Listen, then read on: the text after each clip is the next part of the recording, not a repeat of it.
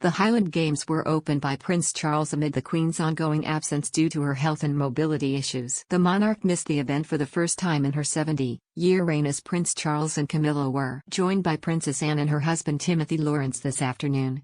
Prince Charles, known as the Duke of Rothesay in Scotland, opened the Queen Elizabeth Platinum Jubilee Archway during the festival and will also present awards throughout the day.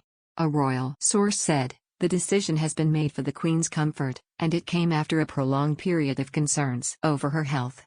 Earlier this week, the Queen was said to have been carefully considering whether she was fit enough to attend the event. She even cancelled the trip to bid a formal farewell to the ousted Prime Minister Boris Johnson next week. The 96-year-old will receive the ousted PM at Balmoral Castle in Scotland instead, it has been announced. His visit will shortly be followed by an audience with Britain's new Prime Minister, a Buckingham Palace spokesperson said.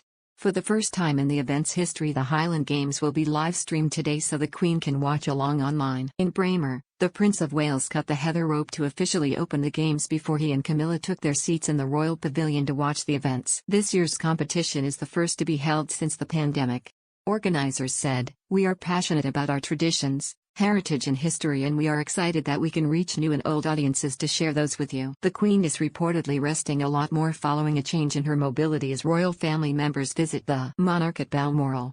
Her Majesty was last seen publicly on July 21 when she arrived at Aberdeen Airport as part of her annual summer holiday to Balmoral, where she traditionally stays between July and October. Despite her mobility issues, the Queen has been thrilled by visits from her family, including lots of grandchildren spending time with her. A source told the Daily Mail that the Queen's mobility has taken a change in the past few weeks. The source added, "The Queen's condition is not what you would call ideal, but then Her Majesty is 96. After all." Royal experts say Prince Charles' visits to see his mum are a sign he is concerned about her welfare. Her Majesty was seen for the first time using a walking stick in public earlier this year. It comes as the exiled Duke and Duchess of Sussex are reportedly set to return to the UK this weekend for the first time since the Queen's Platinum Jubilee. Hello?